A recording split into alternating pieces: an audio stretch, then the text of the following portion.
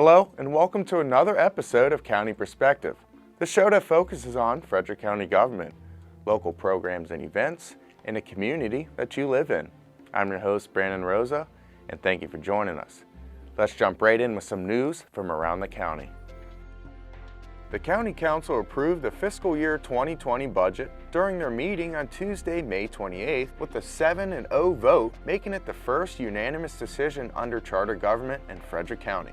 The fiscal year 2020 budget that starts on July 1st of this year delivers results, including outstanding schools, safe communities, efficient services, and a high quality of life.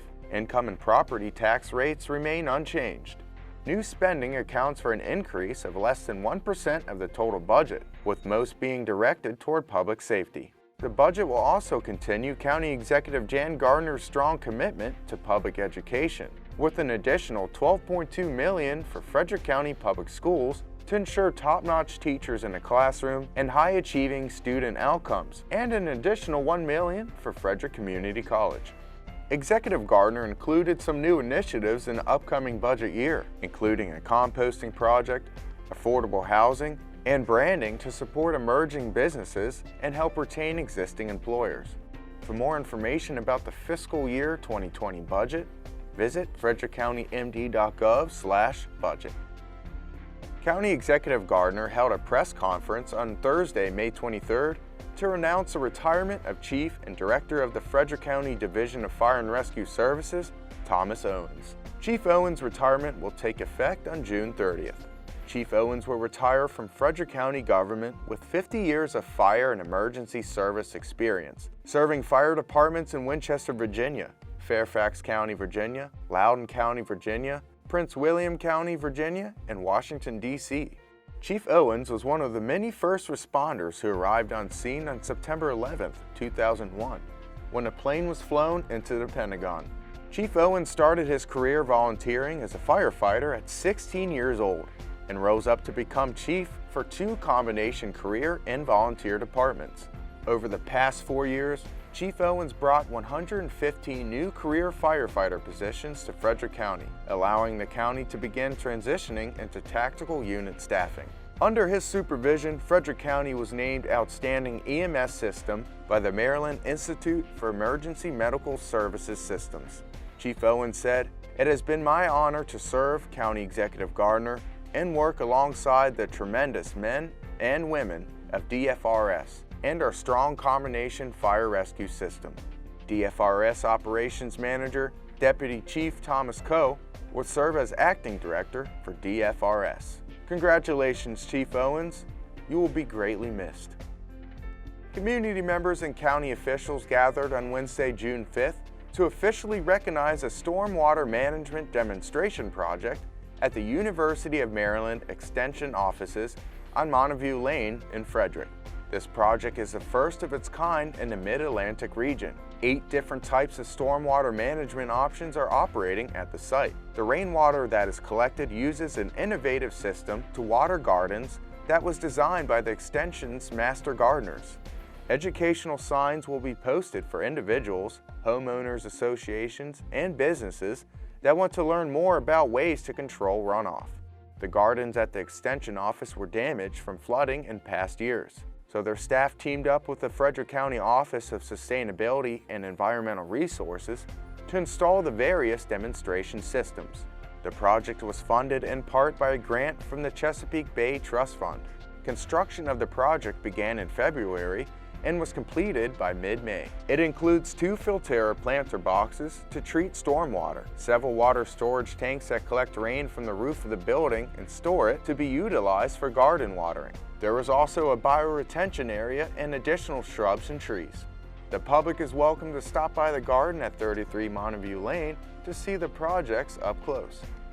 And we already have a demonstration garden where you know how to garden. You can learn all of those things that we've learned so much about with the Master Gardeners, but now we wanted to actually do a demo on stormwater management. So any local small business, a resident, or even an HOA, if they have stormwater management problems, they could actually come here and actually learn about some of the things that they could do while also learning about the Master Gardeners. Hundreds of community members gathered at the Arc of Frederick County for the second annual June Bloom Housing Fair event that was held on Saturday, June 1st.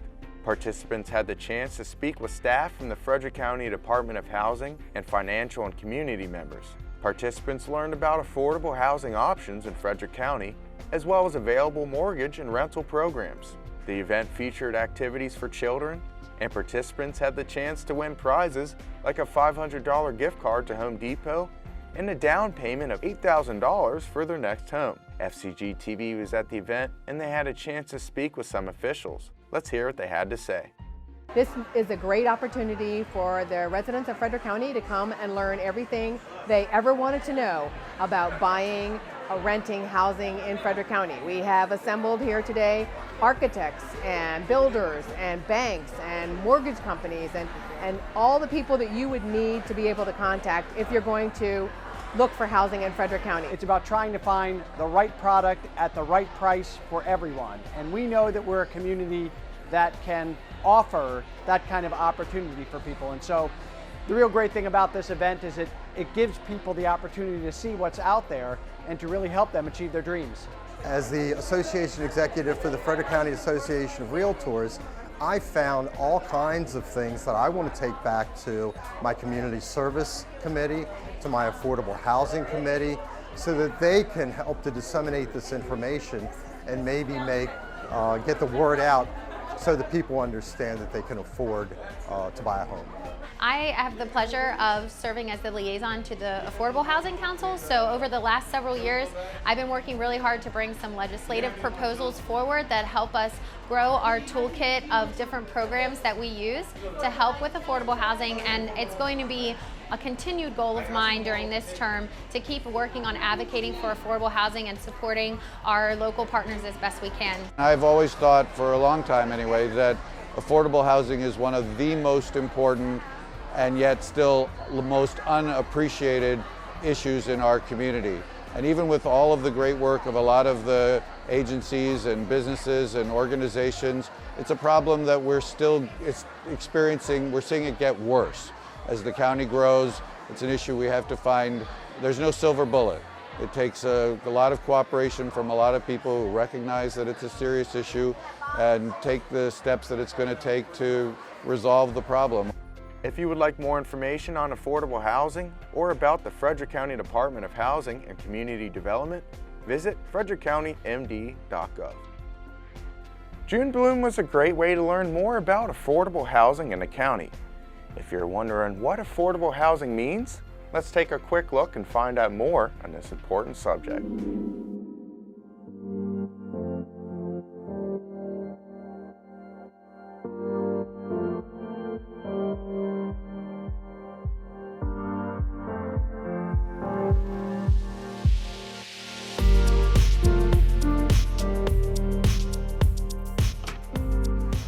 Hi there, my name is Kimberly Ashkenazi and I'm the chair of the Affordable Housing Council of Frederick County and a resident of the city of Frederick. Today we wanted to bring to you some experts to share the importance of housing diversity to the overall success and sustainability of our community and the impact housing diversity can have on the performance of our schools and even property values.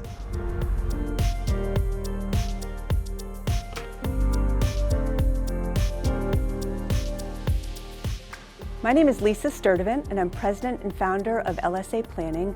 We work with local communities around the country on affordable housing studies, housing needs analysis, and communicating about affordable and workforce housing. And from that work and from the research on housing, we know that housing matters. Housing matters for individuals and families. There is a wide body of research that demonstrates that access to affordable and stable housing is very important for the physical and mental well-being of families and children. We know that families that have access to affordable housing have children who do better in school, and that the schools themselves do better when all children have access to affordable housing. We also know that affordable housing is really important for building inclusive communities. When there is a diverse stock of housing at all price and rent points, then we have housing that can accommodate people in all stages of life, from first-time homebuyers, from renters, from older folks, for people with families. You can have access to a full range of individuals in your community. Some people are worried about affordable housing or what having lower cost housing in the community might mean for them or for their property values. We know from research and from experience the benefits that affordable housing brings to a community, but there are fears that this type of housing will have a negative impact on property values, for example. When we look at the research on what happens when new affordable housing comes to a community, there is no evidence in the most recent research that shows that that type of affordable housing has a negative impact on property values. And indeed, when we look at communities across the country that have focused on bringing affordable housing into the community, it has often been a catalyst for more community development and has supported really strong community growth and economic resiliency. Now that we know the importance and impact of affordable housing on the overall health of our community, I'm sure that you're asking yourself, but what will it look like? Well, listen up to learn more. In today's affordable housing environment, the days of high-rise housing projects are in effect thing of the past. In today's environment, what we're seeing with affordable housing development are projects that fit in seamlessly within the neighboring community. In most cases, we're seeing mixed income projects, meaning there's a variety of different income levels living in the property itself, not just extremely low income households. And the projects and the developments are designed in a way that they're really indistinguishable from market rate projects that you might see down the street within the community itself. Now, when you walk into these developments, you might see things like community rooms, fitness centers, computer labs, all the things that you would see in a market rate property. And when you go into these units, you'd be amazed at how the high quality of the units within these affordable housing projects. You'll see things like energy efficient appliances, high quality finishes. Again, when you walk in, you wouldn't even know that these projects are limited to persons of certain incomes. And then once the projects are developed themselves, the funding organizations, in order for the owners to maintain their funding, have very high standards for these properties. So with respect to the curb appeal from the outside, the quality of the unit once you walk in some cases the units themselves might be inspected on an annual basis to make sure that the unit is of a high standard. And this is something that you don't even see within market rate housing projects. Some of Frederick County's greatest features are our unique downtown shops and historic character. Much of this vibrancy and appeal is due to successful partnerships. Here we'll share a little more about how it all works. Communities built utilizing the tax credit program bring economic vitality to the community. They bring people that shop in the shops, and they provide housing for workforce community members. The Maryland Department of Housing and Community Development has a lot of programs available for blight removal to clear the way for green space, future redevelopment, and stabilized structures. These programs generate jobs, strengthen the partnership between the local government and the state of Maryland, and lead to safer, healthier, and more attractive spaces for families to live. Adaptive reuse is a concept that we've embraced to revitalize communities. One advantage to adaptive reuse is the opportunity to create sustainable, uniquely designed buildings that fit into the fabric and the history of the community, while also serving a practical purpose. One example here in Frederick County is 520 North Market. It's an adaptive reuse and newly constructed 59-unit apartment building in Frederick's downtown district, where they've transformed a former school and office building into a modern residential rental property for young professionals, seniors, and families. There are examples like these across the state that breathe life into the surrounding community, adding vibrancy to the area, all while filling the community's housing needs. Living in your community, working in your community, and playing in your community fosters community buy-in and preservation. From the sample on your screen, you have tax credit affordable housing and market rate communities. Can you tell the difference? If one were to be built in your community, which one would you choose? As we have seen and is proven in the data, affordable housing supports our property values, improves the character of our neighborhoods, is indistinguishable from other properties, and has enhanced design and maintenance standards. Most importantly, it is affordable to our neighbors of all ages, from millennials to baby boomers, young adults, grandparents, and everyone along the income spectrum. Support efforts to bring affordable housing to Frederick County, because affordable housing matters to everyone.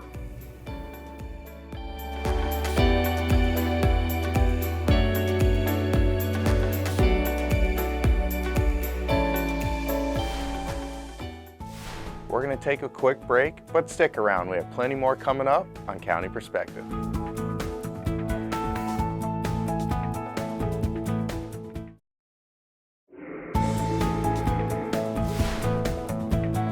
Welcome back to County Perspective. I'm your host, Brandon Rosa. In a bit, we'll check in with the Lake Linganore Dredging project, but first, let's find out what pet is looking for a new home in this episode's featured pet.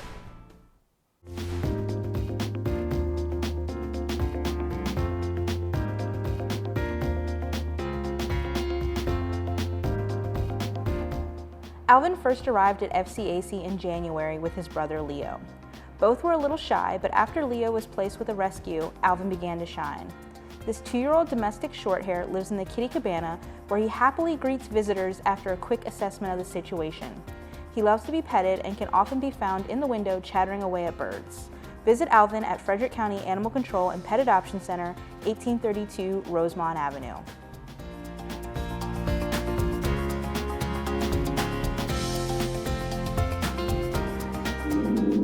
Lake Linganore is one of the largest communities in our county. Currently, the lake that serves as a foundation to these residents is receiving a bit of a facelift.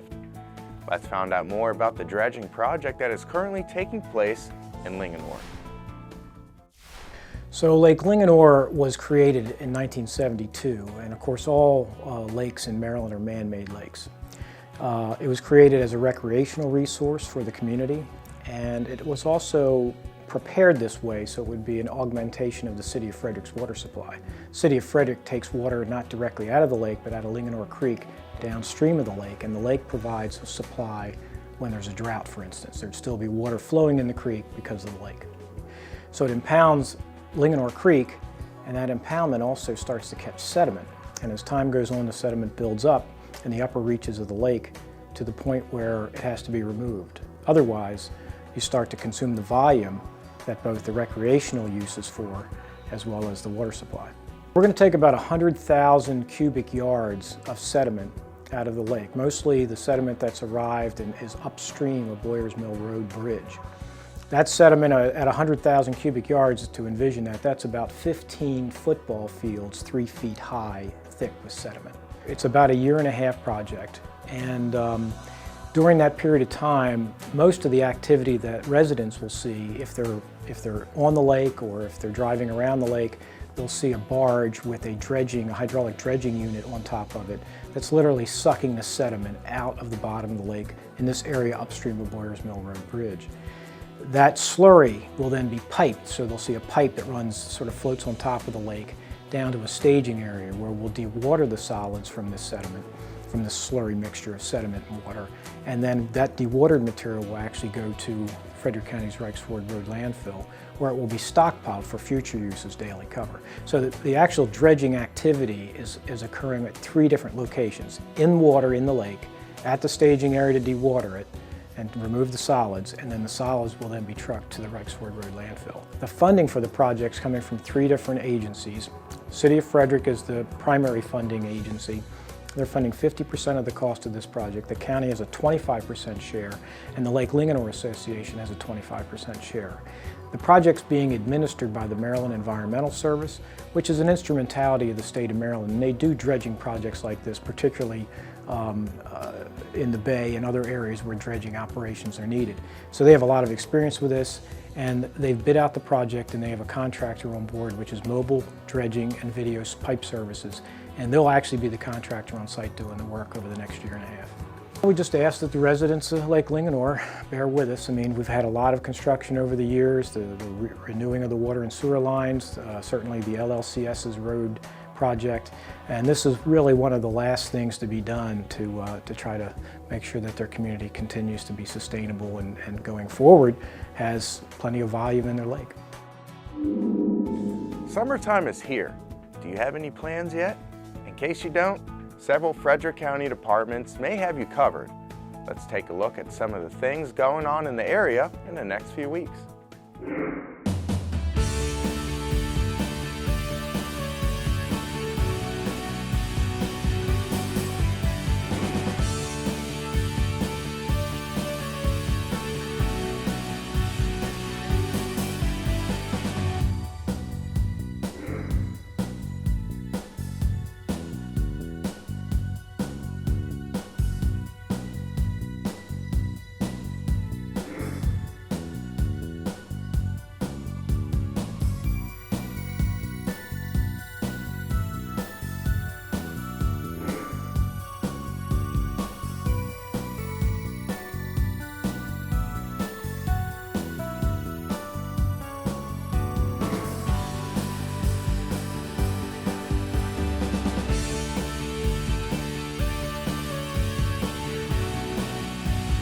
Before we go, we want to fill you in on one last event that many people have been anticipating for quite a while now. You're invited to come to the Myersville Library Ribbon Cutting Ceremony at 10 a.m. on August 24th, located at 8 Hart Place, Myersville, Maryland. The new 7,000 square foot library is being constructed at the original Myersville Town Hall site. The library will incorporate trolley car number 150 inside of the library itself. The library will also include a community room, quiet study places, and an outdoor patio. Construction of this library came from joint efforts made by many parties, including the Maryland State Library County Library Capital Grant Program, as well as donations from community partners.